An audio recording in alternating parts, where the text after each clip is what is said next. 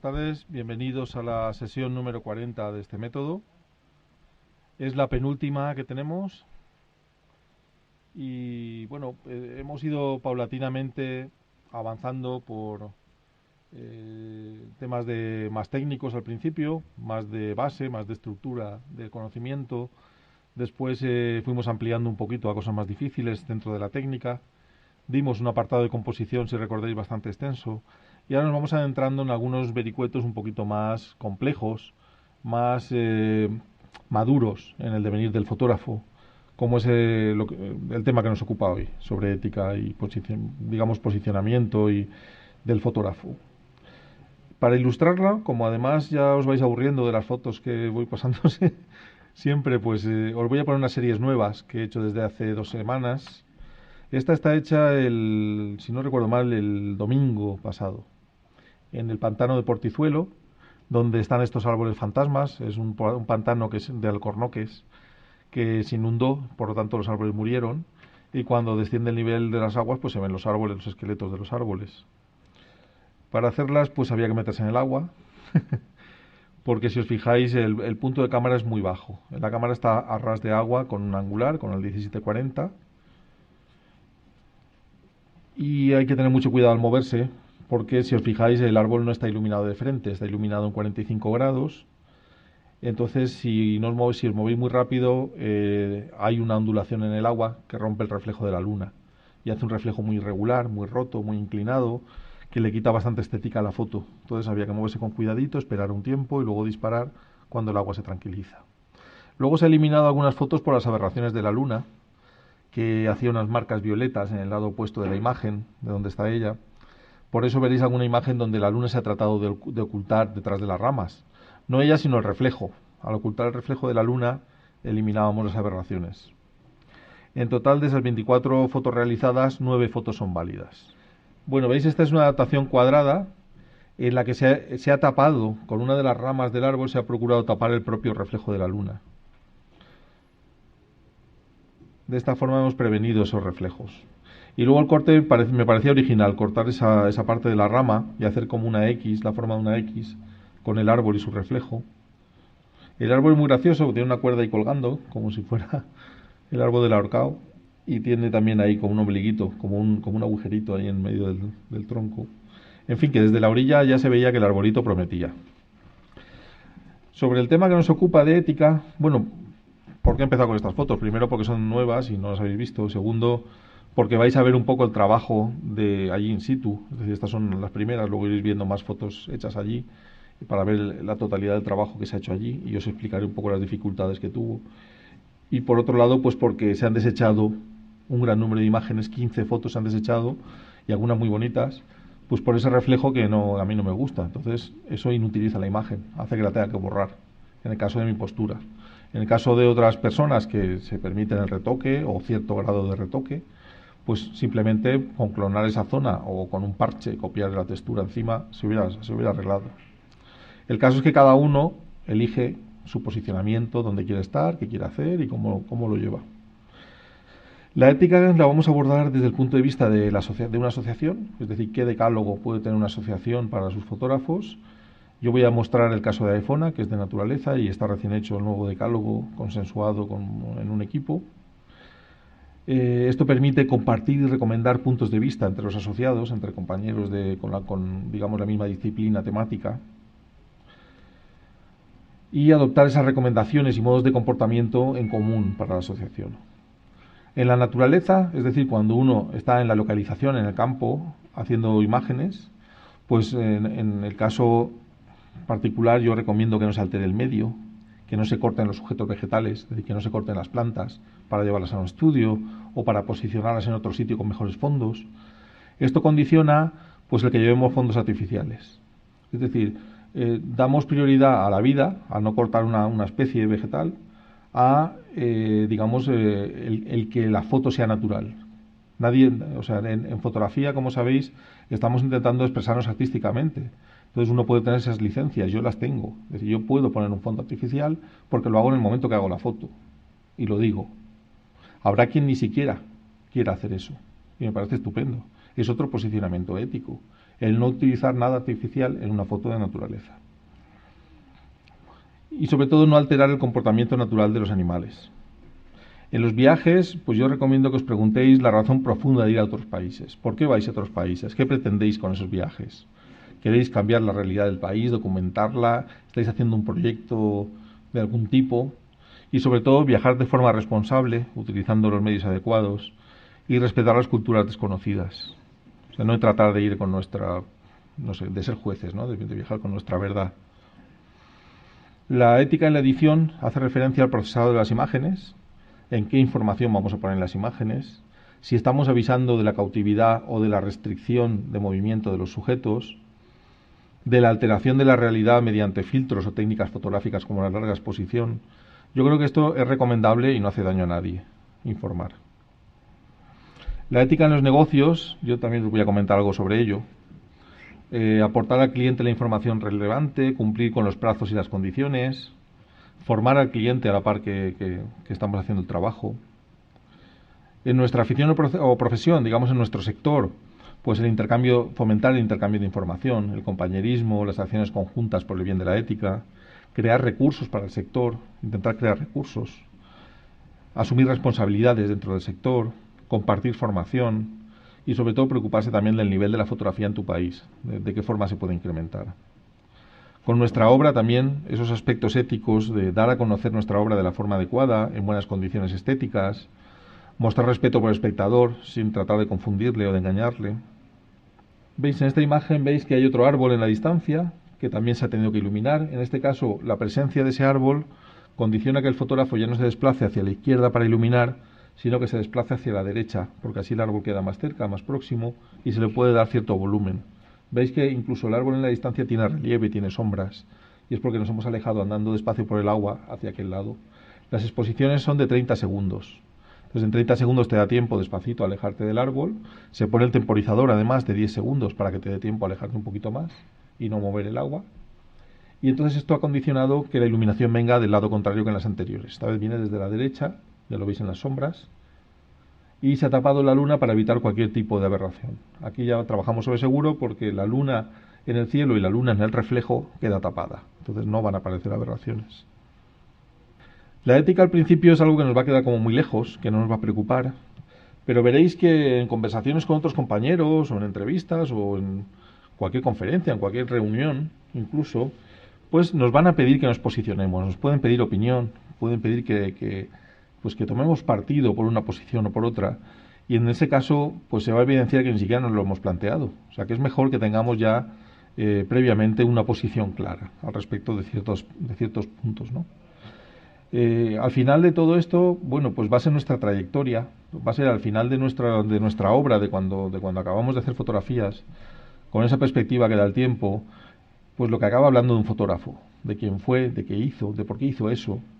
Entonces debemos tenerlo muy presente en nuestro quehacer cotidiano, porque, ¿qué voy a deciros yo? Engañar con una fotografía al final se va a saber. Aquí en la sección de fotografía clásica los estamos pillando a muchos de ellos.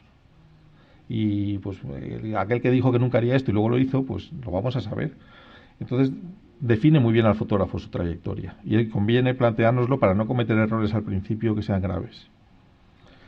Tened en cuenta que nuestra obra nos va a trascender en muchos casos, es decir, nos va a sobrevivir y ahí va a hablar por nosotros de cuáles fueron nuestros valores, qué nos gustaba hacer, cómo lo hicimos. Además, quizás la naturaleza sea donde más se nota la ética, porque claro, estamos fotografiando la naturaleza es algo que se extingue por diversas causas, pero nosotros no debemos ser una de ellas. Es decir, nosotros no debemos ocasionar mal aquello que intentamos realzar.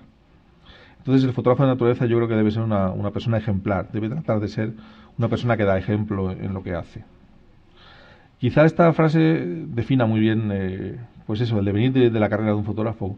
No es solo lo que has hecho, sino lo que no has hecho, qué no hiciste. ¿Qué podías haber hecho que era muy fácil y no hiciste, por ejemplo? Eso define mucho la obra de los fotógrafos. Por lo menos para mí. Yo cuando estudio un fotógrafo no solo veo lo que hizo, veo también lo que no hizo. Luego además, tener en cuenta que la historia de la fotografía va a recopilar cronológicamente aquellos avances que hubieron. Como anécdotas contaré pues que en los años, en 1960 aproximadamente, empecé a leer que alguien había inventado la fotografía macro. La fotografía macro se inventó mucho antes, ya se hacía macrofotografía mucho antes. Esta persona que se atribuyó ese descubrimiento, pues no lo hizo bien. En este caso era una pareja española. Bueno, pues no puedes atribuirte a algo que no has inventado tú, que se ha inventado antes. Debías haberte documentado y haber descubierto que eso, y mejor que lo hacías tú, ya lo hacían antes. O sea, ese conocimiento profundo de la fotografía, eso que estamos viendo en la fotografía clásica, además, nos va a servir para posicionarnos, para descubrir nuestros aportes. Igual no hemos aportado nada y creemos que tenemos un gran descubrimiento entre manos. O sea, hay que saber muy bien hasta dónde se ha llegado y sin pretensiones intentar avanzar, porque descubrimientos aquí no suele haber todos los días. Es cierto que hay algunos argumentos basados en estudios científicos sobre la ética, pero es importante que no intentemos buscar dogmas. Es decir, la ética no puede imponerse, la ética no se impone. Yo no puedo imponerle a nadie mi ética. Yo puedo hacer recomendaciones, decir qué es lo que me gusta, qué es lo que yo haría, cómo lo hago yo, cómo lo entiendo yo, y dar mi opinión. De esta forma a lo mejor a ti te convence y, bueno, pues evolucionas en la ética o no, o echas hacia atrás y te reposicionas. Pero desde luego no somos jueces. Somos personas, pues eso, que tenemos cada uno nuestra carga cultural y nuestros conocimientos. Luego pondré un ejemplo de recomendaciones éticas basadas en avances científicos y veréis qué complicado es tener una ética madura. Bueno, esta quizás sea una de las mejores fotos de la serie, en la que la luna ha aparecido pero el reflejo no, y eso previene que aparezcan estos halitos violetas, estas aberraciones. Esta es una de las que mejor quedó. Y esta también quedó bastante bien. Aquí se dibuja un poquito más el reflejo en el agua, pero queda hasta bonito, le da otra perspectiva más pictórica del mismo sujeto. Bueno, vamos a un código ético ya que acabamos de hacer.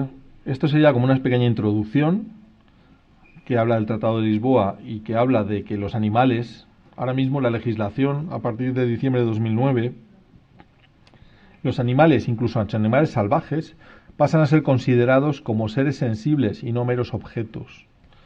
Es decir, ahora mismo los animales están protegidos con la base de una ciencia que se llama ciencia aplicada del bienestar animal, que aquí es bastante desconocida, pero en otros países pues se lleva muy a rajatabla. Es decir, la sensibilidad hacia los animales en otros países está bastante más desarrollada que en nuestro país.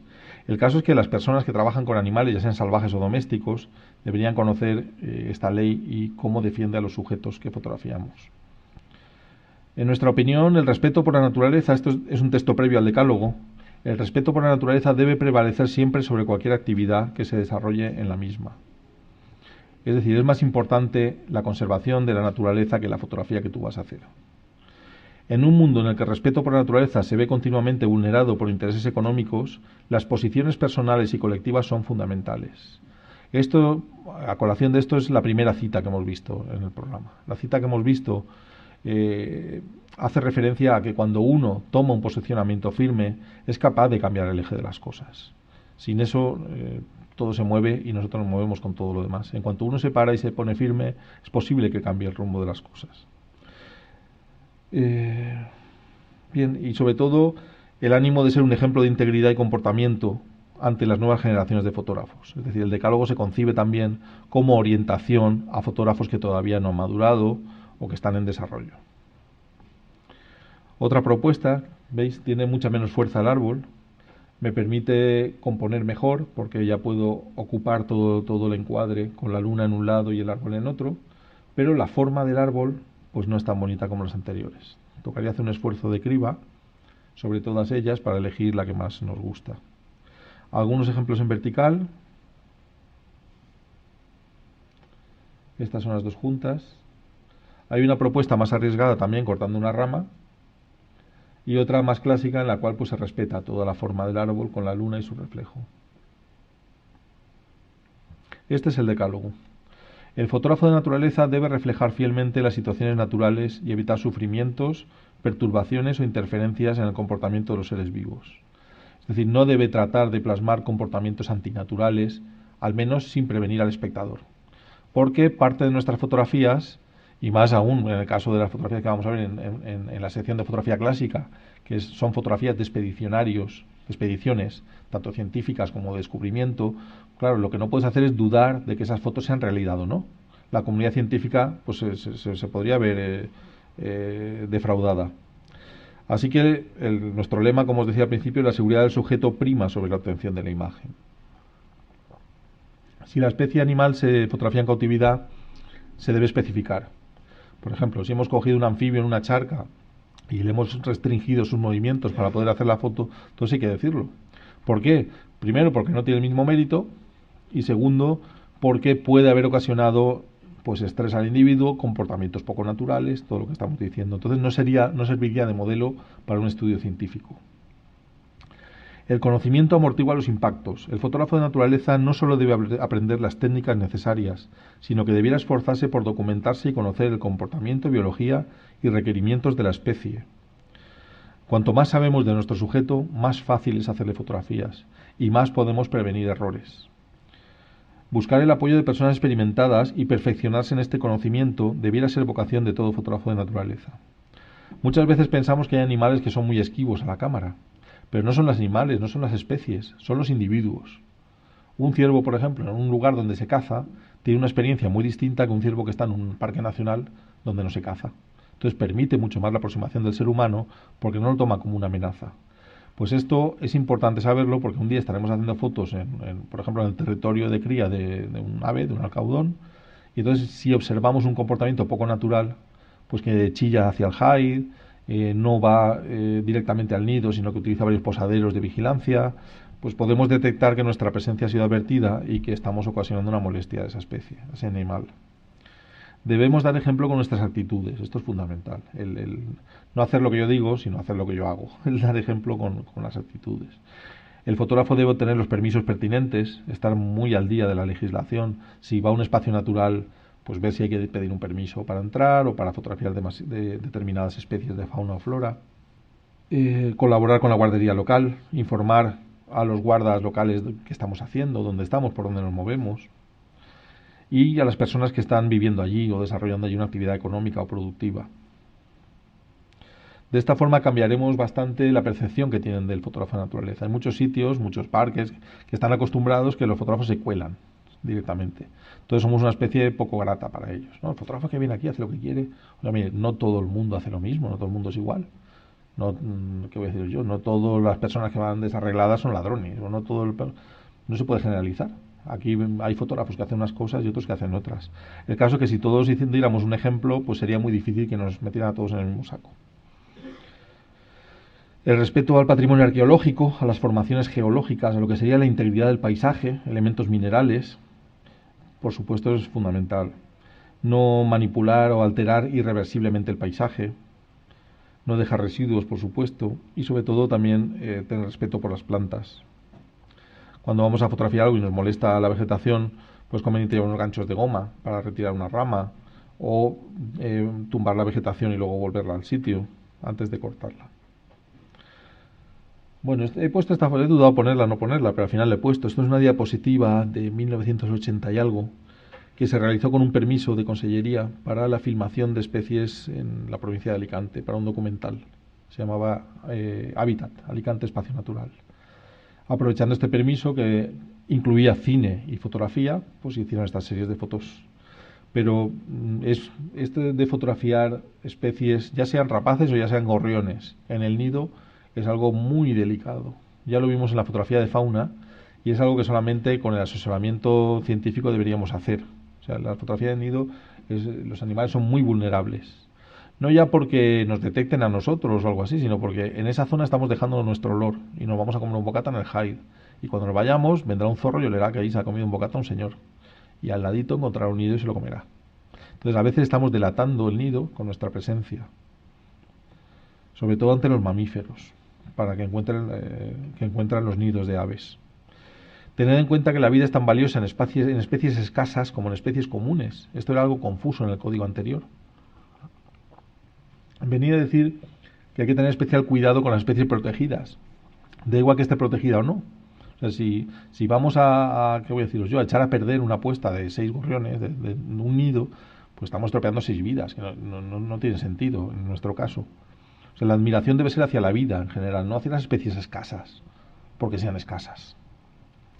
Cuando uno se hace un escondite, pues utiliza mejor ramas secas, balas de paja, materiales inorgánicos, en vez de cortar ramas frescas, salvo que uno esté en un cultivo y tenga permiso o el agricultor lo haga. Perturbación específica a evitar, pues la excesiva proximidad al sujeto. Hay personas que no tienen el equipo adecuado y quieren estar muy cerca del animalito y, bueno, pues obligan a una distancia de trabajo que causa estrés. Los pájaros y los animales aquí mantienen una distancia de seguridad con respecto al sujeto que es bastante amplia. Entonces, si no tenemos el equipo a punto, no pretendamos hacer cierto tipo de fotografía, pues nos va a obligar a estar muy, muy cerca de ellos. Eso produce estrés, intimidación, modificaciones en la actividad, pautas de huida, comportamientos de huida, o, que sería peor, habituación a la presencia humana. Se habitúa a la presencia humana y luego llega la época de caza y aquí ya sabéis lo que pasa. Prestar también atención en cuando son más vulnerables, por ejemplo, en la muda del plumaje o ante condiciones meteorológicas desfavorables, cuando hay una nevada muy fuerte, ahí los animales se desorientan mucho. Entonces, en esos días se supone que no se debe cazar, está prohibido por la ley de caza, cazar esos días de nieblas muy intensas, de nevadas muy intensas, pero nosotros también debemos ser conscientes que ahí molestar a los animales no es el momento. Sobre todo, lo que os digo que es fundamental es mantener esa distancia de seguridad, que el animal está tranquilo, desarrolla su comportamiento natural y no eres una amenaza para él. Alimentar a la fauna salvaje. Aquí sí que hay bastante conflicto.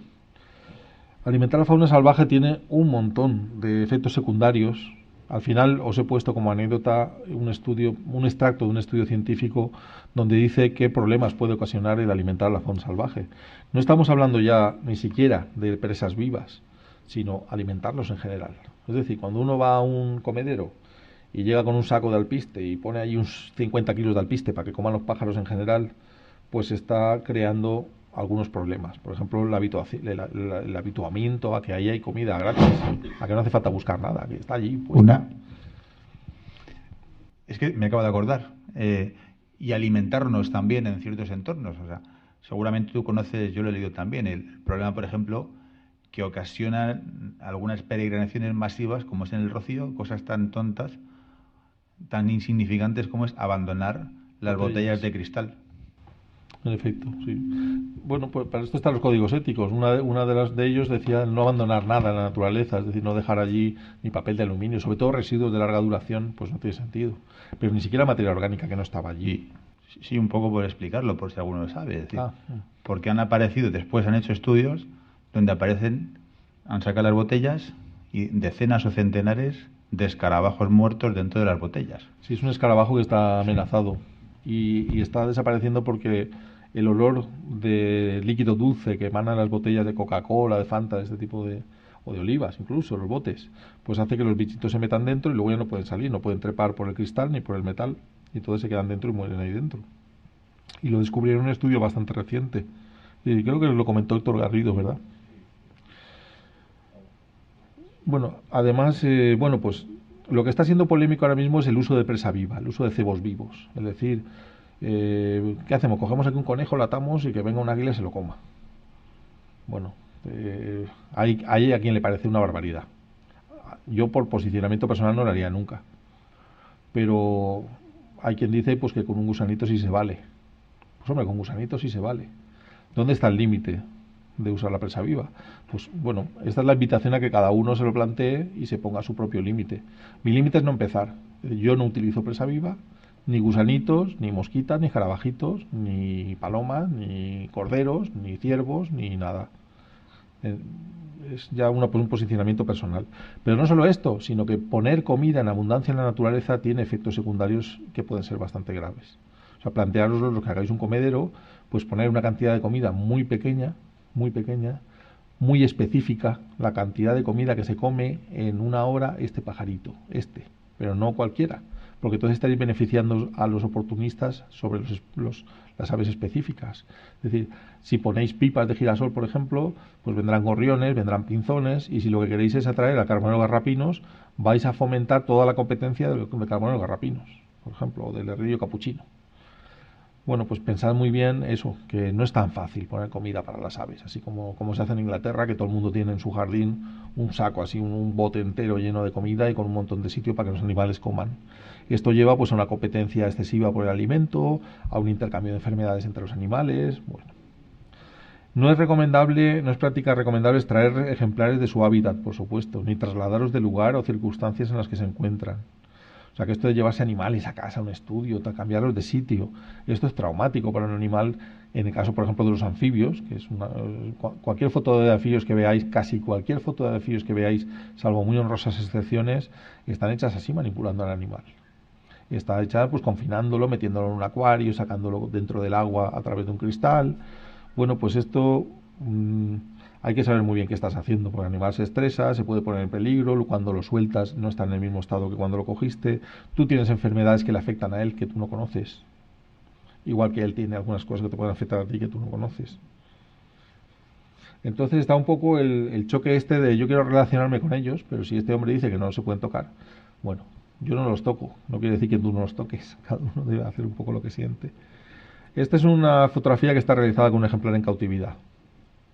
Si no se dice, la foto tiene mucho mérito. Claro, hacer una foto, un águila perdicera, con el fondo desenfocado, pocas fotos hay, ninguna foto, muy pocas, yo diría muy pocas fotos hay hechas en libertad en estas condiciones, a esa distancia de un águila salvaje.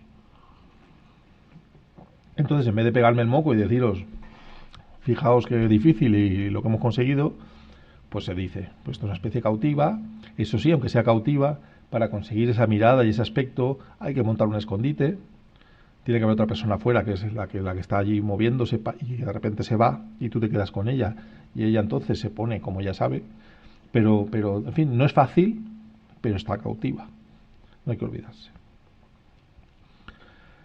Estos centros especiales donde tienen especies animales en cautividad tienen una normativa muy precisa para los visitantes que debemos conocer y cumplir. Es decir, no podemos saltarnos sus recomendaciones porque están hechas por algo. Entonces no podemos alimentar a esos animales, porque si todo el visitante que va los alimenta, pues al final tendrán un sobrepeso tremendo, ¿no? Además, hay sitios que son poco éticos, porque lo que tratan de hacer es simplemente lucrarse mediante pues, mantener en cautividad ciertas especies que son muy codiciadas por los fotógrafos.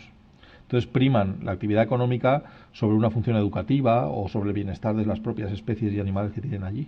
Entonces, con nuestra visita lo que hacemos es fomentar que exploten esos animales. Así que debemos plantearnos muy bien si vamos o no vamos. Y luego, por supuesto, explicar muy claramente, por no atribuirnos méritos ajenos, pues cómo hemos obtenido la imagen. Si procede de animales en cautividad, si han estado restringidos en movimiento, ese tipo de cosas. Y por último, divulgar ese respeto, esa no intromisión en la naturaleza que debemos tener, argumentarlo, divulgarlo en nuestros reportajes, fotos, concursos, donde sea.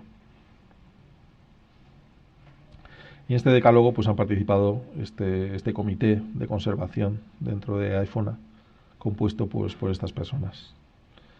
El comité en sí es más grande y más personas vinculadas, pero en el decálogo han participado estos autores. Bueno, aquí veis algunos ejemplos en el bebedero de ponérselo difícil a los pajaritos para que beban. Hombre, esto no nos estresa, pero veis, ya estamos ahí jugando a eso, a hacer fotos un poquito más inverosímiles a base de ponérselo difícil. Podemos ir subiendo el palito a ver hasta dónde alcanza. Cierto es que es un palito inclinado y pueden beber en la punta fácilmente, pero bueno, estos han elegido la parte difícil. Vamos a otro apartado que sería la ética en la edición. Ahora mismo sabéis que en la fotografía de autor, en cualquier tipo de disciplina, hay mucha libertad a la hora de alterar o manipular una imagen. Y esto lo que nos ha traído es pues un escepticismo por parte del espectador ante cualquier imagen que ve. Es decir, lo último que se plantea es que el fotógrafo tiene mérito. Y lo primero que se plantea es que aquello lo ha retocado o lo ha falsificado, por decirlo de alguna manera. Quizá en nuestro campo, en fotografía de naturaleza, se da por supuesto que la imagen debe ser un reflejo más o menos fiel de la realidad, y con este estereotipo es con el que tenemos que vivir. Es decir, tenemos que asumir que o nos colgamos nosotros la propia etiqueta de decir no se cree usted nada de lo que hago, que yo estoy utilizando este tipo de fotografía para expresarme a mi aire, para hacer mi arte como a mí me da la gana, o si no lo avisamos, pues todo el mundo va a pensar que la fotografía de naturaleza es más o menos verídica.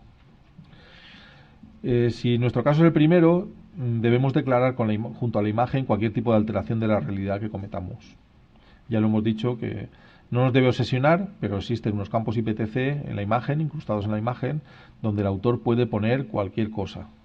Yo las cosas que pongo ahí son o de tipo técnico, es decir, pues he utilizado un filtro de densidad neutra de 10 diafragmas y por eso el mar aparece tan movido, o el uso de un filtro determinado. Si utilizáis, hay filtros que alteran mucho los colores de la escena, como es el Golden Blue, el filtro Golden Blue de Shenrai, vuelve toda la escena dorado y azul. Aunque esté nublado y no veas colores y esté todo gris, pues saca dorados y saca azules.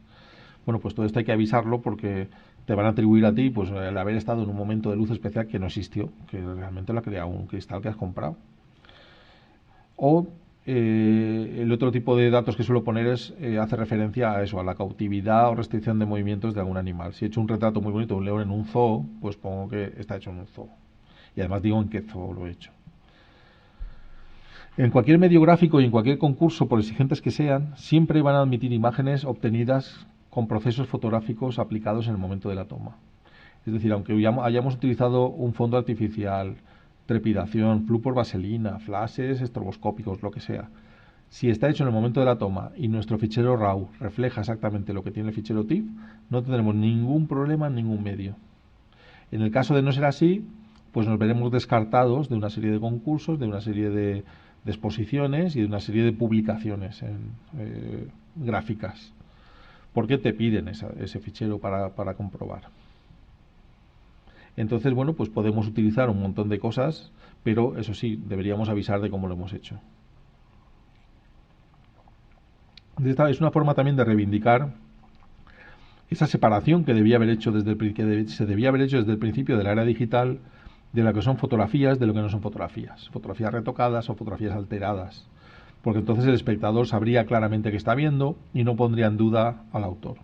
Ahora es tiempo de heladas. En cuanto salimos un poquito, nos alejamos de la costa hacia el interior, pues Albacete, Cuenca, y nos adentramos en la península y subimos hacia el norte. Ahora es tiempo de heladas. Ahora están habiendo temperaturas de -6, -4, -8. Lo que hace que tengamos 2 o 3 horitas de trabajo si el día está despejado y esa noche ha helado. Si está cubierto no suele helar. Si está despejado sí que hiela. Pues para hacer este tipo de detallitos con el macro. Aquí fundamentalmente lo que hemos buscado es el fondo muy desenfocado en el fondo, un sujeto que nos resulte curioso por la forma o porque es muy gráfico, muy básico, y luego el balance de blancos, pues que lo ha puesto el autor buscando pues transmitir ese frío que tenemos asociado al hielo. Con respecto al tratamiento digital de una imagen, pues el procesado, lo que es el procesado es el ajuste de temperatura de color, valores de nitidez, saturación, curvas, procesado del ruido, limpieza de motas, rayas, suciedad. Todo esto es procesado de la imagen, no es retoque, es procesado. Cualquier alteración parcial de la imagen pues ya debe declararse porque sí que entramos en el campo del retoque. Y esto es una anécdota. Mi amigo Neil Benby, que vino aquí y lo conocéis, estaba bromeando conmigo, pues me dice, yo soy muy purista, que él se hace una foto con un fondo blanco y le sale una ramita en un ladito, oye, pues la recorta, la quita, le puede hacer cualquier cosa, ¿no? Y dice que él ve menos grave quitar que poner. Dice, esto deberías ponerlo en algún sitio, ¿no? Y digo, no, a mí me parece igual de grave. O sea, porque va a ser menos grave quitar que poner. No, porque puede haber algo que estorbe, pero si añades algo, pues puede ser algo que no haya estado allí. Digo, chico, a mí me parece que es igual de grave quitar que poner. De hecho, muchos de los retoques que hay en concursos internacionales de fotografía que son causa de descalificación son en las fotos estas de nieve pura y limpia, que hay 3 palitos ahí tan bonitos, pues resulta que han quitado 4 más que habían allí. Entonces, claro, cuando quitas, puedes decidir qué figura dejas. O sea, puede haber 4 esquinitas de palitos con 5 en medio, tú quitas los 5 de medio y qué bonito ha quedado. Pero es que no era así, es que había 5 palitos más y ya no se veía eso. Pues suele ser lo que más se hace en los concursos, clonar cosas que molestan.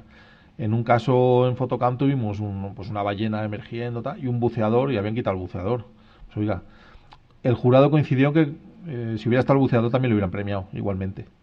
Pero el fotógrafo lo quitó, incumplió bases y se descalificó. O sea que no sé, que si hacemos estas cosas deberíamos avisarlas. Y por supuesto leer muy bien las bases de publicación de las revistas o de los concursos. Es una opción desde luego muy personal. Pero ya os digo que, pues eso, que es algo que os debéis plantear muy al principio de vuestra carrera y madurarla, porque cuando lleváis un tiempo, pues podéis descubrir que ahora no sois ni lo uno ni lo otro porque habéis hecho las dos cosas. Y entonces, pues puede confundir al espectador bastante. Más fotitos de helada, aprovechando. Están hechas casi de noche. Entonces se ha iluminado con flash, buscando sacar un poco la nerviación, con el flash un poquito inclinado, básicamente no frontal, para no matar todas las texturitas y todos los relieves. Y el fondo negro pues para buscar contraste y buscar...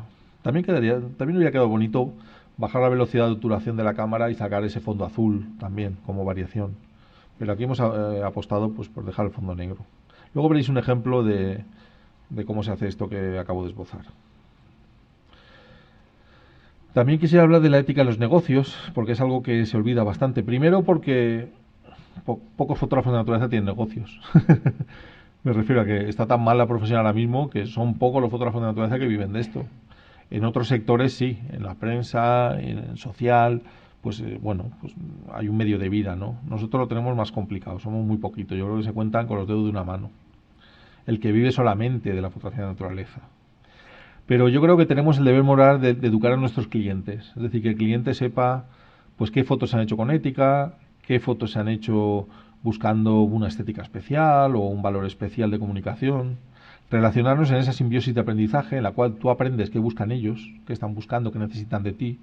Y ellos aprenden de ti el cómo hacer lo que ellos necesitan con las mejores opciones.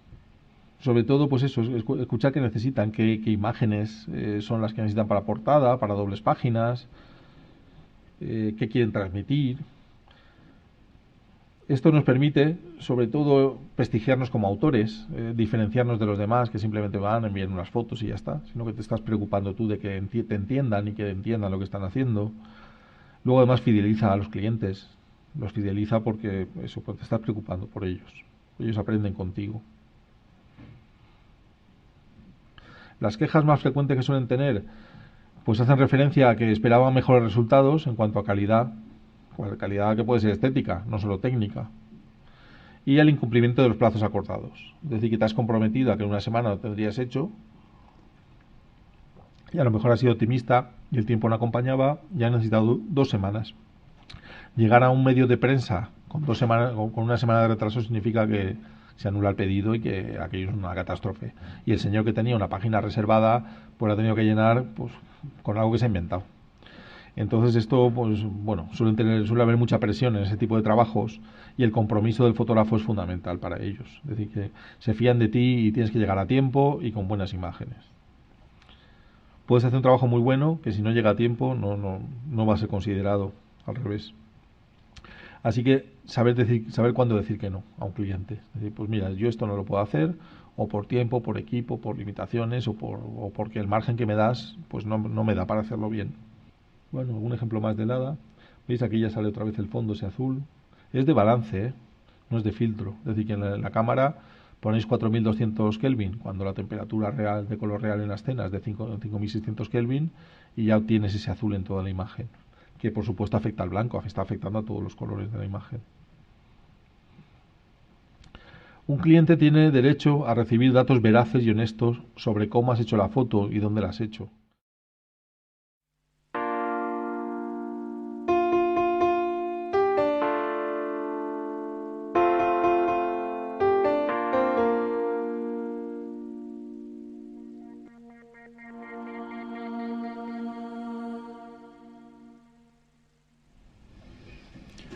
Buenas tardes. Bueno, hoy vamos a hablar de 2 aventureros polares a la par que fotógrafos. Y brevemente, antes de empezar, cuando me planteé un poco parece que tiene un poco eco, seleccionar a estos 2 fotógrafos, a mí me llamó la atención una fotografía de Ponting, de Herbert Ponting. Y fue un poco la que me indujo a indagar un poco más en qué trabajos habían hecho estos 2 fotógrafos en el polo. Y luego descubres que además de ser unos grandes exploradores, unos aventureros, unos hombres fornidos, atletas, eran también grandes fotógrafos, conocedores de la técnica y con inquietudes artísticas y compositivas que lograron unos resultados excepcionales en unas condiciones adversas, en las más adversas condiciones climáticas del planeta, las más adversas del planeta, y entonces eso lo hace doblemente meritorio. Cuando hemos visto la serie que ha puesto al principio José Benito del pantano de los árboles muertos, Bueno, yo estaba al lado, entonces te haces una idea de lo que cuesta hacer esas fotos, que él lo ha contado brevemente y ha pasado por encima del esfuerzo que ha supuesto realizar esas fotos y del que yo he sido testigo, que es francamente enorme. Y eso es lo que marca la diferencia, esas dos fotografías o esa serie de fotografías que nos ha mostrado. Lo cual me hace a mí apreciar aún más todavía, si cabe, las fotografías, algunas de las que vamos a ver hoy, de estos dos fotógrafos en el Polo Sur. Bien, vamos a empezar con Herbert Ponting, un auténtico gentleman, un caballero inglés, que lo vemos aquí en su laboratorio, y que fue el fotógrafo de la expedición de Robert Falcon Scott al Polo Sur, lo que algunos califican como el peor viaje del mundo. Este caballero nace en Inglaterra, en Salisbury, Wiltshire, en 1870. Es hijo de un banquero de éxito, sus padres son acaudalados y, bueno, hasta el punto de que su padre a la edad de 50 años deja de trabajar prácticamente y vive de rentas. Tiene una fortuna muy importante. Ponting estuvo trabajando en Liverpool durante 4 años, pero vamos, tenía otras inquietudes. Estaba muy de moda el oeste americano y las aventuras de los exploradores en tierras norteamericanas.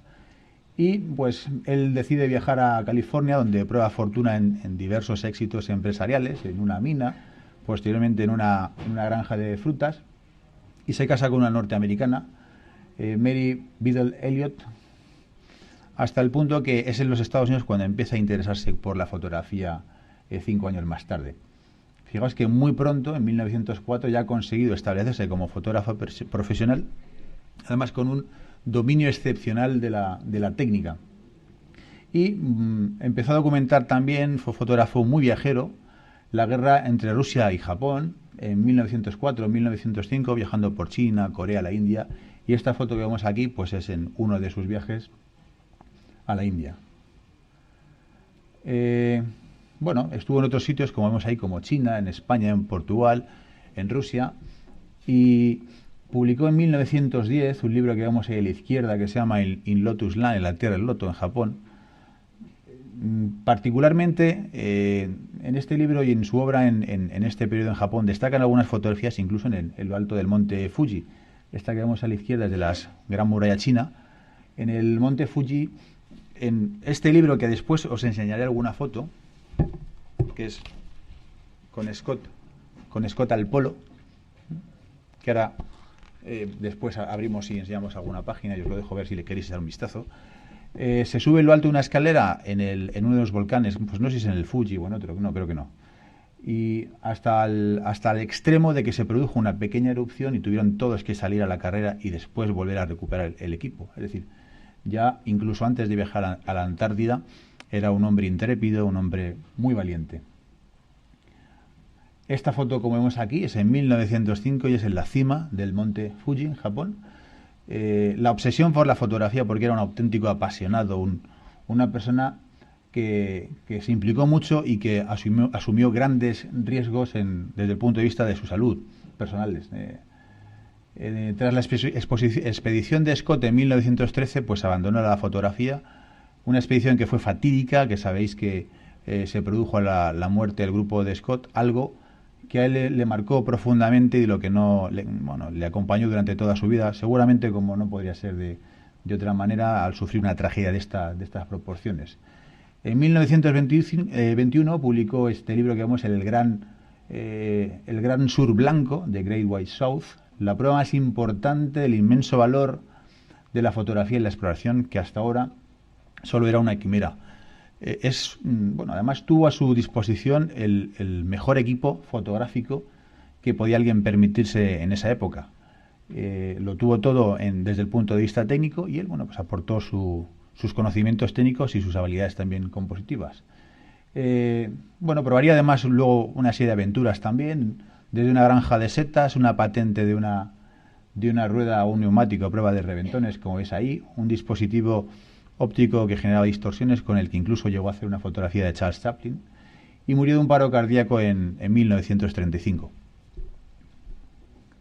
Bueno, esta es una fotografía, pues yo creo que sorprendente, por eso la he puesto a pantalla completa, de la expedición Terranova de Scott al Polo. El Terranova es el barco que utilizó Robert Falcon Scott para acometer esta andadura por el Polo Sur, en unos momentos en los que la carrera por la conquista del Polo Sur pues fue todo un reto desde el punto de vista aventurero, pero sobre todo científico, y desde el punto de vista eminentemente científico generó un gran debate y una gran inquietud en diversos países y especialmente también en Inglaterra. Bien, este es Robert Falcon Scott y fijaos lo que dijo: si hubiéramos sobrevivido, habría podido escribir el relato de la audacia, la resistencia y el valor de mis compañeros y conmover con él a todo el pueblo inglés. Este borrador y nuestros cuerpos sin vida tendrán que contar la historia. Pues Ponting logró captar... fijaos que además si la fotografía... Si no hubiera habido un fotógrafo en esta expedición, seguramente no le hubiéramos dado el mismo valor que tiene. El fotógrafo estuvo allí para contar esa historia, también estuvo para contar la del Shackleton, como veremos después, y nos hacemos una idea de lo que fue merced a esta labor extraordinaria de un hombre además que captó todos los momentos de la expedición, desde el viaje, desde la llegada en el barco, desde las actividades científicas, hizo de fotógrafo de paisaje, de fotógrafo nocturno, fotografía de fauna, de naturaleza, documentó la vida a bordo en el barco, es decir, hizo un reportaje verdaderamente integral y extraordinario por su amplitud y por su calidad también. Bien, esta es la expedición Terranova, aproximadamente algunos datos: 19 ponis manchúes, 33 perros siberianos, 3 trineos orugas motorizados, uno de ellos nada más descargarlo, lo posan en el hielo blando y se va al fondo del mar. Primer trineo fuera de servicio. Y los otros dos, pues prácticamente avería tras avería, no pudieron funcionar, hasta el punto que la sal sobre el hielo hacía patinar incluso, y la dureza del hielo hacía patinar las cadenas y eran prácticamente inservibles en estas condiciones. Fijaos que había 19 ponis manchúes. Los ponis además tenían la particularidad de que sudaban, y a diferencia de los huskies siberianos o de los perros, el sudor se congelaba en la piel y pasaban más frío. El peso y además la huella de las patas del pony hacía que se hundieran en la nieve, en ocasiones hasta la barriga, con lo cual ese fue uno de los grandes errores que cometieron. Bueno, esto es una mezcla de historia, de aventura y de fotografía. Para desgracia de Scott, se equivocó en la elección de los medios. Esa quizás fue uno de sus mayores errores. Es que Roald Amundsen, que es el otro que participa en la carrera hacia la conquista del polo, lleva 111 perros. 111 perros. Mirad la diferencia. Scott, hasta el punto que muchos de ellos tienen que matarlos, tienen que sacrificarlos y tienen que alimentarse de los perros. Bueno, para este caballero inglés eso era un poco ético, quizás. Bueno, el 15 de enero de 1910 es la partida desde Cardiff. El 4 de enero de 1911 establecen el campamento en Cabo Evans y a partir de ahí empieza ese periplo hacia la conquista. El grupo final son 5 hombres: Wilson, Scott, Evans, Oates y Bowens. Esos 5 son los que llegan al Polo Sur y cuando llegan al Polo Sur descubren que allí está la tienda y la bandera de Roald Amundsen, que había dejado incluso una carta en el interior para que el propio Scott tornara o retornara con ella a Inglaterra. Bueno, la aventura que pasan después hasta su regreso finalmente se traduce en el fallecimiento. Veremos ahora una particularidad que me reservo cuando veamos una de las fotos, ¿no? El 27 de marzo es la fecha en la que se cree que fallece el grupo. La expedición completa se dividió en distintos grupos que fueron acometiendo el abastecimiento de distintos depósitos que van estableciendo a lo largo del recorrido hasta el Polo Sur, de tal manera que fuese posible el avituallamiento y de esta manera facilitar la llegada hacia el Polo Sur. Bueno, Ponting no es uno de los que llega precisamente, ¿no? Él se queda en la base. Vamos a ver, avanzar. Este es el Terranova. Fijaos los riesgos que asumían tanto él como Frank Harley, que lo veremos después, subiéndose a los mástiles, a la cofa, y el avance en la banquisa era tan lento que permitía a los fotógrafos descender de los barcos desplazarse por en medio de los bloques de los témpanos de hierro y tomar estas fotografías. Aquí vemos algunas escenas de la vida interior del barco. Estos son los momentos más dulces probablemente, con una opípara comida que vemos ahí a la izquierda y las condiciones de hacinamiento. Fijaos en la dificultad de vida diaria, combinada pues con exploraciones científicas absolutamente fantásticas, novedosas en esos momentos. Bueno, ahí vemos el trineo oruga a la izquierda. En la fotografía o la diapositiva del centro vemos a Poynting proyectando para entretenimiento de la tripulación, porque además era cineasta también, una serie de diapositivas que él había tomado años antes en su estancia en Japón y que además animaba con ilustraciones o con comentarios sobre su vida y su estancia en el país asiático. Y a la fotografía a la derecha le vemos pues durante la travesía con su cámara cinematográfica pues capturando algunas escenas. Este hombre además, a diferencia de Harley, que tuvo más libertad por Shackleton, el papel exclusivo era casi fotográfico, de tal manera que al principio generó ciertos recelos en la tripulación porque no tenía que cargar con cargas tan pesadas ni participar en las tareas del barco, pero finalmente el hecho de ser tan intrépido y arriesgado generó casi una admiración en el seno de la tripulación, ¿no? Este es Robert Falcon Scott escribiendo en 1911 en su cuarto ya en la base en la Antártida. Aquí vemos al doctor Atkinson en un laboratorio antártico, un laboratorio biológico, y desde luego la ciencia y las investigaciones científicas fueron, a diferencia quizás en gran medida con la de Shackleton, uno de los pilares esenciales de esta expedición. A mí me sorprende la calidad. Fijaos que esta foto tiene una nitidez absolutamente asombrosa. Bueno, destaca también como retratista. En una de las expediciones de estos grupos vuelven estos marineros, ahí tenéis los nombres de todos ellos, y quizás el agotamiento facilita también el trabajo al ser las poses menos forzadas, y realiza esta serie de retratos que a mí me parecen excepcionales y que me recuerdan mucho a algunos de los retratos de Nadar. Yo creo que particularmente el primero de ellos a mí me fascina, ¿no? Creo que son extraordinarios. Con la iluminación, pues seguramente lo sitúa al lado de una ventana para que la luz natural pues facilite la obtención de estas imágenes.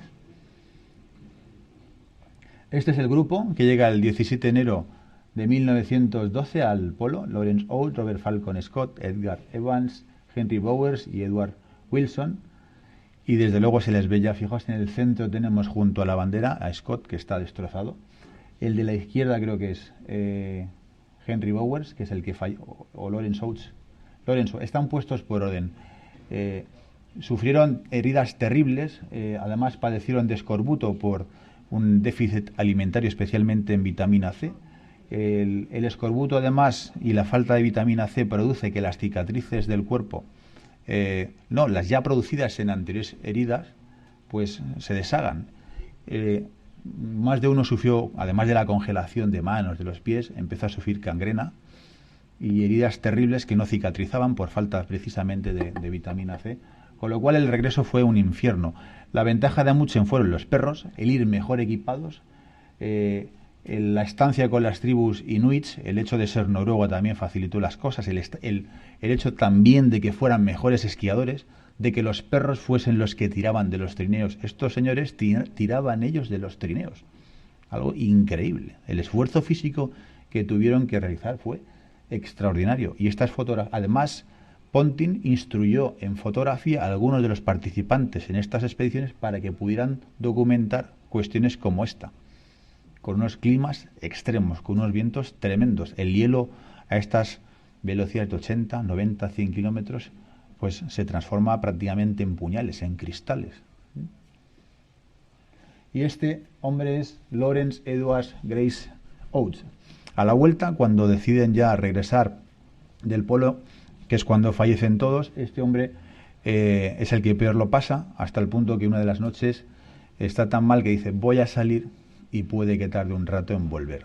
Y no vuelve. Es decir, en un gesto absolutamente heroico y desinteresado, sacrificó su vida tal y como cuenta Scott en su diario, para dar una oportunidad al resto del grupo para que sobreviviese. Y este es un retrato o un cuadro de Jones Charles Dolman, un caballero muy galante de 1913, que a mí desde luego me pone los pelos de punta. Yo sinceramente os recomiendo la lectura porque es verdaderamente apasionante. Yo he disfrutado enormemente con estos dos fotógrafos y con estas historias, porque me parecen verdaderamente increíbles, extraordinarias. Bueno, vamos a ver una selección de fotografías. Este es el monte Erebus, coronado por una nube en 1911. Vamos a ver un surtido un poco de todo. Bueno, esta frase creo que la hemos puesto al principio, con lo cual está repetida y no la vamos a pasar por encima. Algunas las fechas son inciertas, porque imaginaos en las condiciones de estas fotografías, pero el mérito que tiene este fotógrafo. Veremos algunas diferencias entre Ponting y Harley. Cuando hablábamos antes de la ética tomando café, hemos comentado algunas fotografías donde, como decía antes José Benito, los fotógrafos son conocidos por sus obras, por su legado, y las fotografías no mienten. Y lo vamos a ir viendo en algunas de estas. Bueno, aquí tenemos 3 fotografías con una foca de Weddell, creo que es, y un pingüino de Adelia con sus pollos en el centro de la fotografía, y uno de los participantes en la expedición en una de las grutas.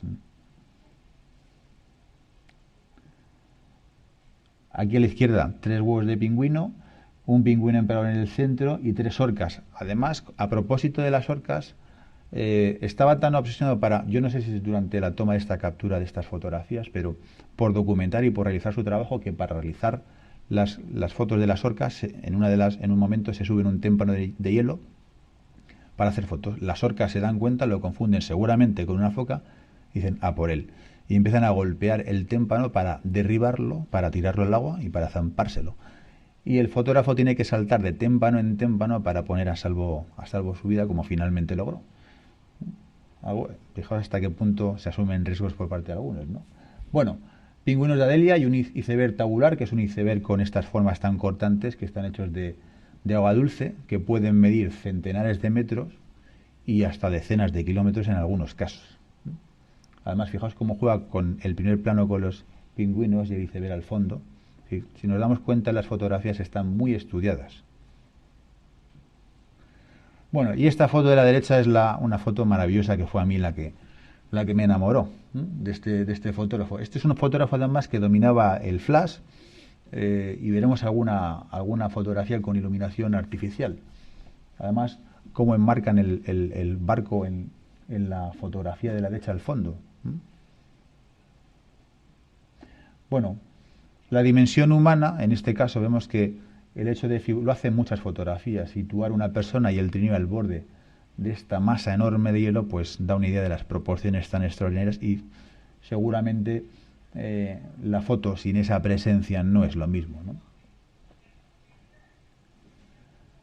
El Endurance en 1911, esta es la foto que hemos visto al principio, la otra estaba un poquito recortada por abajo y la he puesto aquí para que podamos ver cómo se preocupa porque el reflejo del hielo en el mar que tiene en primer plano forme parte también de la fotografía. De tal forma que podemos ver casi 3 franjas, la negra al primer plano, el hielo y el cielo al fondo, ¿no? 3 planos sucesivos. Bueno, lo de la izquierda se llama Sastrui, que yo no lo sabía. Son unas dunas formadas por el viento en 1912. Hay 3 o 4 fotografías de este corte aquí en este libro, que da una idea también de su interés por la figuración, por la expresión también abstracta, ¿no? Como podemos ver en esta fotografía. Y al fondo, pues no me atrevo a decir si lo que hay, el puntito es la luna, o una estrella, no lo sé. ¿Lo ves arriba a la derecha? Aquí en esta sí, en esa, ¿verdad? O el sol, ¿no? En la foto de la izquierda, en esa esquina que veis arriba a la derecha. La derecha debe ser una nocturna. La de la derecha es una nocturna. Es una nocturna con flash, con un golpe de flash. Además ha puesto el flash en la dirección hacia la que va. De izquierda a derecha, sí. Eso es. Bueno, utilizaba cables Electrius para situar los flashes en algunos sitios que le interesaba, y en esta excursión nocturna, para obtener un registro de temperatura, toma esta instantánea. Bueno, este es el castillo Iceberg, o el Kastelberg que él llamaba, que es un una masa de hielo que a él le tenía fascinado y que fotografió repetidamente con distintos encuadres en formato horizontal, como vemos en la derecha, en formato vertical y horizontal durante el día y durante la noche, aportando también iluminación artificial mediante el uso del flash, como vemos en la fotografía del centro, donde la luz viene del lado derecho hacia la izquierda. Bueno, y esta es la misma, y fijaos la dificultad de componer de dos trípodes, en este caso seguramente en algunas de las fotografías, para captarse al mismo fotografiando, como hemos visto, y otra para componer la escena. Este es la misma mole en 1911, el 17 de septiembre. Bueno, si tenéis interés por buscar algunas fotografías, el de la izquierda es la Royal Geographic Society, y ahí podéis ver desde fotos del monte Fuji a fotos de esta expedición. A la derecha es el Scholar Polar Research Institute, donde hay fotografías no solo de Poynting, sino de otros fotógrafos que también hicieron fotos en el polo. Y este es Herbert Poynting, 1870-1935, en un autorretrato. A continuación vamos a hablar de Frank Harley, un australiano. Y bueno, antes de nada, para que os hagáis una idea hay una panorámica, bueno, en esta página. La verdad es que es una delicia las fotografías. Y fijaos aquí, esta página, por ejemplo, podemos ver fotografías de corte un tanto más abstracto como las que os he comentado anteriormente. Si queréis echarle un vistazo, bueno, pues os lo dejo y lo paséis por aquí. Se compara muchas veces la fotografía de Harley con la de Poynting, y de hecho, pues estos dos libros lo hacen, ¿no? Veremos cómo Frank Harley, el australiano no tiene ningún pudor en recurrir al fotomontaje, a la combinación de varios negativos, algo que él reconoce, y aunque no lo reconozca, es evidente en su fotografía. Este hombre que vemos aquí al inicio, en este autorretrato, practica con algunas composiciones o técnicas de corte pictorialista, como vemos claramente en esta fotografía. Otro hombre aventurero que muy pronto se dedica a la fotografía, nace el 15 de octubre de 1885 en Australia, de origen irlandés, católico, y aquí le vemos pues en unas fotografías en Nueva Guinea, alrededor de 1920 aproximadamente, ¿no? Bueno, mejor dicho, aquí está con su cámara de cine realizando unas tomas para un documental. Bueno, a los 17 años adquiere su primera cámara, una Kodak Brownie, se va pronto de casa y hasta el punto llega su carácter de arriesgado, que se sitúa con la cámara delante de un tren en marcha y realiza una foto que es la que prácticamente le lanza a la fama, al estrellato. Vende también tarjetas de visita y se asocia, pues como vemos ahí, con Henry Mayer, que trabajaba en unos grandes almacenes que le suministraban material fotográfico. Esta foto que vemos aquí a la izquierda pues merece ser observada con detenimiento. Es una foto de la Primera Guerra Mundial en 1927 y bueno, ¿qué me diréis? Ese cielo pues no casa muy bien con lo que vemos debajo, ¿no? Y lo añade, obviamente, es una combinación de dos negativos para aportar pues mayor dramatismo a la escena. En 1910 es un fotógrafo profesional, expone, participa en una expedición con Douglas Mawson a la Antártida a bordo de un barco que es el Nimrod, y ahí conoce a Shackleton en 1907 a 1910, y como vemos pues es criticado a menudo por sus composiciones a través de la combinación de varios negativos. Bueno, viaja también a Palestina, participa en las dos guerras mundiales como fotógrafo, está en Israel, en Estados Unidos, en Inglaterra. Posteriormente, tras las guerras, además publica varios libros como Australia Camera Study. Él recorre todo su país realizando fotografías de paisaje que estuvieron muy valoradas en su país hasta los años 60, en los que bueno, pues empiezan a cambiar un poco las cosas en el mundo de la fotografía y queda un poco en el olvido en cierta manera. Vemos ahí fundamentalmente 3 libros y algunos trabajos de cine como Perlas salvajes, Mujer en la jungla, El perro de las profundidades, etcétera. Y nuevamente a la derecha una foto de la Segunda Guerra Mundial. Realizó fotos en las trincheras, fotos de la caballería ligera, etcétera. Bueno, vamos a hablar un poquito de la expedición Shackleton. A mí me sorprende cómo este hombre puede estar aquí, casi en mangas de camisa, en unas condiciones verdaderamente extremas. El equipo fueron 2 barcos el Aurora y el Endurance, 69 Huskies, provisiones para 2 años, 3 trineos también, una tripulación formada por 28 hombres, de los cuales uno era un policía, y vemos, como veis, había un geólogo, médico, pintor, carpintero, expertos en motores, un fotógrafo, un cocinero, un mayordomo, 4 marineros y 3 bomberos. Esta expedición probablemente estaba un poco mejor diseñada y planificada. Como el Polo Sur había sido conquistado por Amundsen, Shackleton se decide hacer una travesía de toda la Antártida. Es una expedición increíble. Si nos ponemos a comparar un poco a la expedición de Scott con esta, no sé quién saldría victorioso, si se puede decir, en cuanto a las dificultades de ambas empresas, porque la verdad es que las dos fueron realmente extraordinarias. El 8 de agosto de 1914 es la partida desde Inglaterra, y fijaos que si nos vamos abajo del todo, el 10 de enero del 1917, el rescate de la Aurora. ¿Qué significa eso? Pues que en todo ese periplo, en esos 3 años, ocurren una serie de acontecimientos verdaderamente extraordinarios.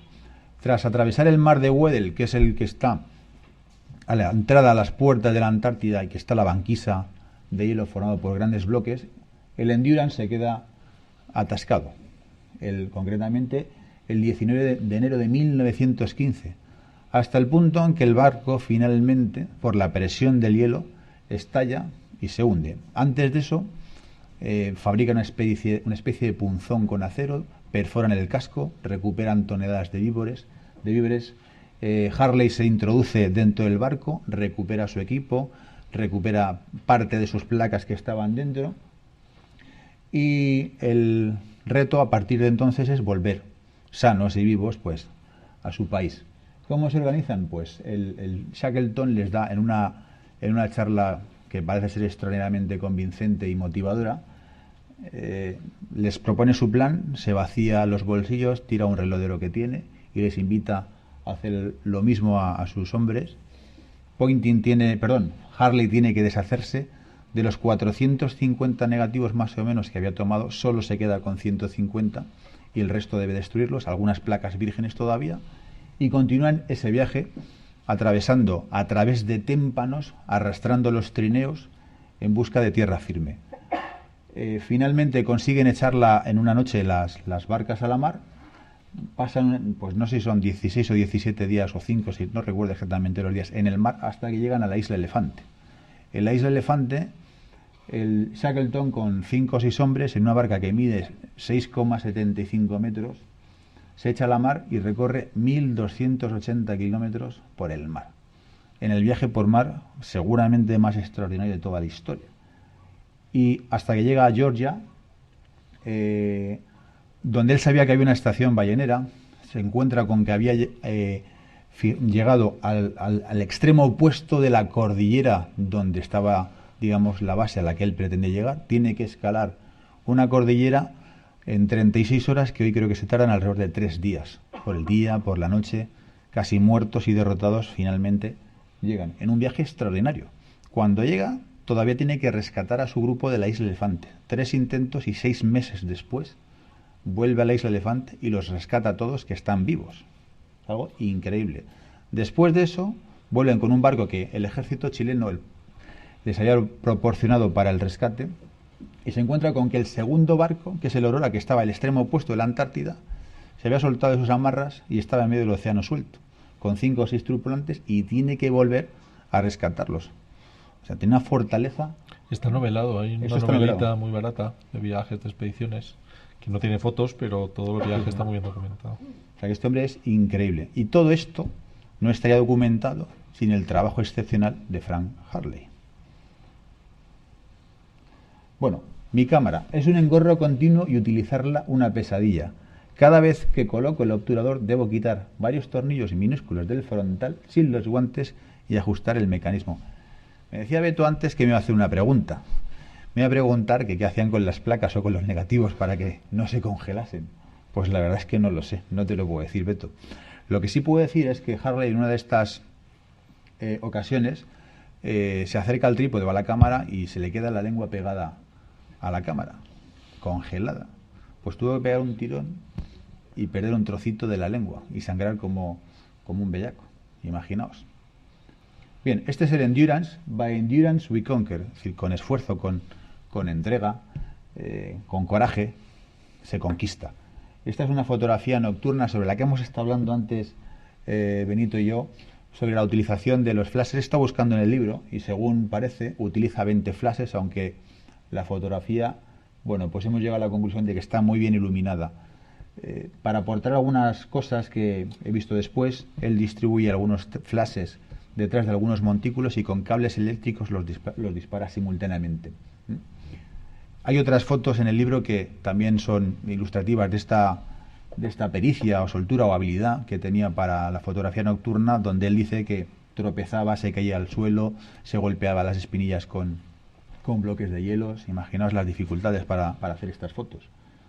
Algunas de ellas, incluso de los huskies, quería tomar alguna instantánea de los perros por la noche, sin que se metieran por los destellos de los flashes de magnesio en las jaulas, y tienen que cerrar las jaulas porque los perros al accionar los destellos se asustaban y se introducían en las jaulas. Bueno, este es el Endurance aprisionado. La victoria espera a aquel que lo tiene todo en orden. Suerte lo llama la gente. Ernest Shackleton. Esta es una de esas instantáneas en las que aprovecha el fotógrafo para bajarse y tomar una fotografía, circulando o desplazándose a veces solo con pesadas cargas a través de estas masas enormes de hielo. Es muy crítica esta frase porque parece dirigida a Scott. Mucha gente dice que Scott a lo que fue a suicidarse, básicamente. Bueno, yo la verdad es que no sé, no me atrevería a afirmarlo, ¿no? Sí que ha habido mucha controversia y mucha crítica en cuanto a los riesgos que asumió Scott. Shackleton participa en una expedición previamente, en 1907 creo que es, y él fue el primer hombre que alcanzó el polo más, se acercó más al polo, que se quedó a 80 kilómetros, pero dándose cuenta de que no podía llegar y que ponía en riesgo la vida de sus hombres, decidió darse la vuelta. Scott decidió continuar a sabiendas probablemente de que eso le costaría la vida en el empeño, la suya y la de sus hombres, ¿no?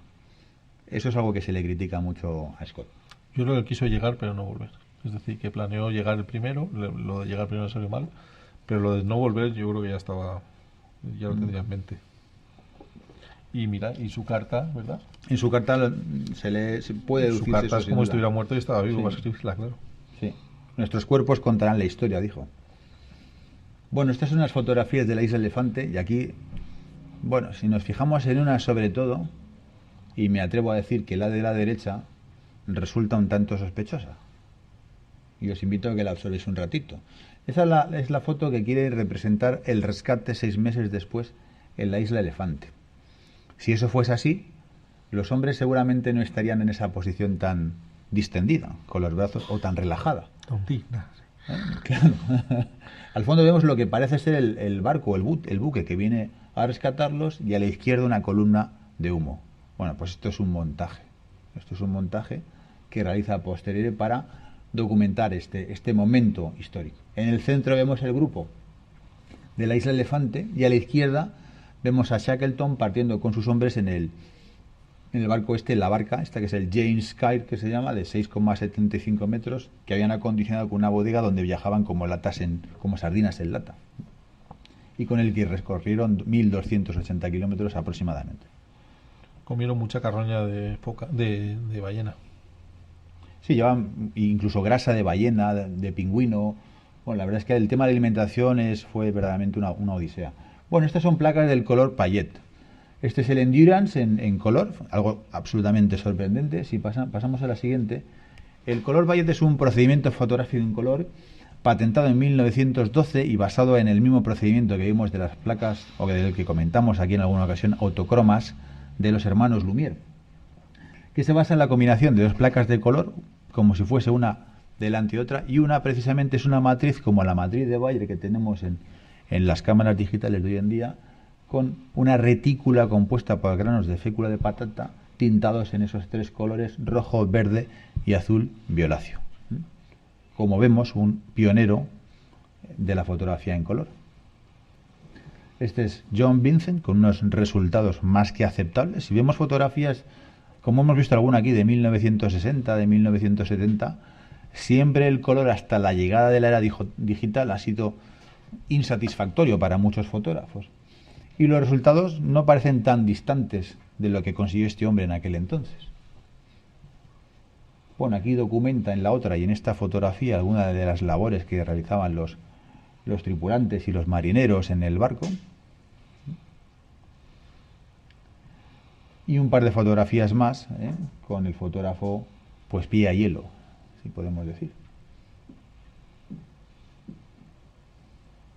Bueno, vamos a ver alguna selección de fotografías. Esta es una de las fotos más famosas, la fotografía esta, que inmortaliza el momento de la práctica destrucción y posterior hundimiento del Endurance. Esto lo documentó también, lo filmó hasta el extremo de que cuando los mástiles cayeron lo hicieron a pocos metros de distancia de donde él se encontraba.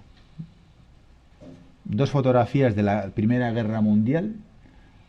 La segunda, o la de la derecha, las tropas se dirigen creo que a reforzar o a reemplazar a la primera línea, son refuerzos para relevar a los que se encuentran en las trincheras, y esos 3 puntitos diminutos que vemos arriba a la izquierda en el cielo son globos aerostáticos de observación.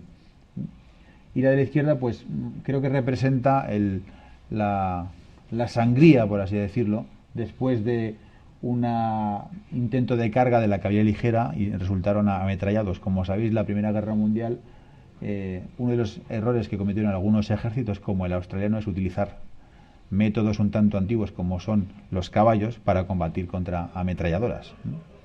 Bueno, como retratista también destaca, y a mí este es un retrato que particularmente me gusta, del capitán John Robert Francis Wilde. Tomó fotografías también de la fauna. Creo que lo de la izquierda son pájaros. Pájaros comiendo carroña. Son pájaros que atacan a las gaviotas, que se benefician también de la carroña o de pingüinos muertos, de algunas crías. Y la de la izquierda es una foca, no me atrevo a decir, yo creo que no es una foca leopardo, pero vamos, por los dientes parece. Sin embargo, en el lomo no vemos esas manchas tan características y el tamaño tampoco es tan grande como el de una foca leopardo. Bueno, 2 pingüinos de penacho, o 2 fotografías de pingüinos de penacho. Particularmente a mí estas 2 fotos me gustan mucho. Estas son algunas fotografías, la de la derecha de un aborigen australiano en 1914 y la de la izquierda de Nueva Guinea en 1931, donde vemos también pues a uno de estos indígenas con una cámara cinematográfica posando para el fotógrafo. Si queréis ver más fotos de Nueva Guinea, podéis entrar en este set de Flickr del National Archive of Australia, y esta es una chica Motu de Nueva Guinea en 1931, y tenéis algunas más de gran calidad, de una factura excelente, que podrían pasar por fotos en blanco y negro muy, muy, muy actuales en cuanto a su calidad técnica. Más bases para obtener fotografías si queréis, la galería de la National Library de Australia y la otra es la Biblioteca de Nueva Gales del Sur, donde también podéis ver algunas colecciones de fotografías de este autor. Esta es una página de Kodak que está dedicada a la gesta del Endurance, donde podéis, bueno, el que tenga algunos, está en inglés, no está traducida, podéis ver fotos, podéis leer todo el viaje, está muy bien contado, muy bien explicado.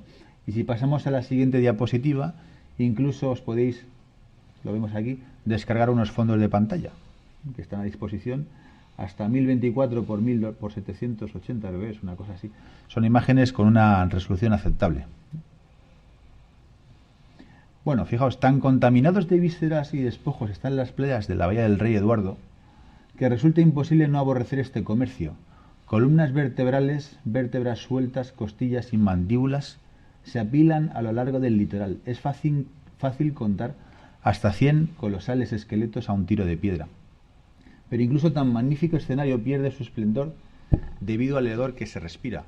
Yo he puesto este párrafo que a mí me ha gustado, porque él estaba indignado por el espectáculo dantesco que suponía la caza ya de ballenas, donde pues parece ser que incluso llegaban a contar hasta 220.000 ejemplares en la zona. Yo no sé cuántos hay hoy en día, pero la polémica empezó hace más de 100 años y todavía sigue y no cesa.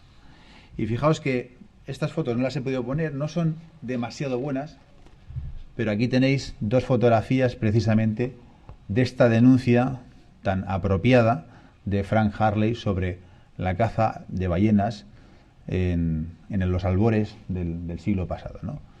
Y si queréis os dejo el libro que le echéis un vistazo. Si queréis echar un vistazo.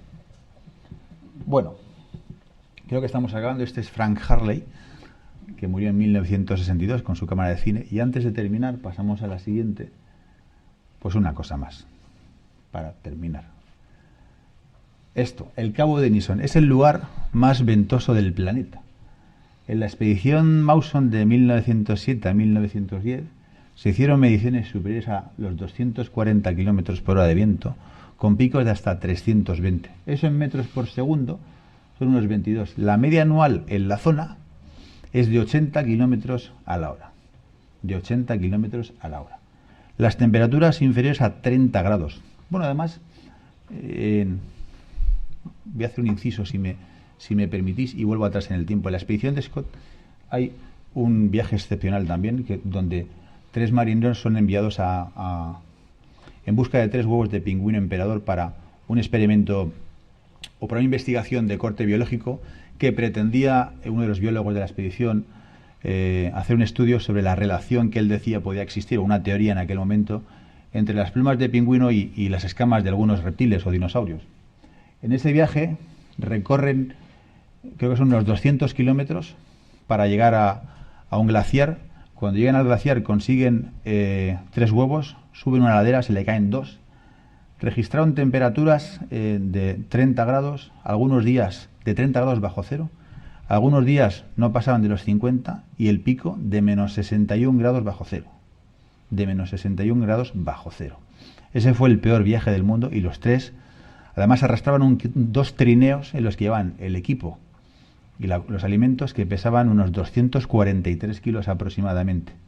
Recorrieron en 3 días, creo, 215 kilómetros arrastrando 2 trineos. Ellos, sin perros, arrastraban uno y como pesaba tanto, tenían que volver hacia el otro, recogerlo y llevarlo, y así sucesivamente. Bueno, esto es para que nos hagamos una idea de las condiciones. Fijaos ese pingüino tras la tormenta como está el pobre.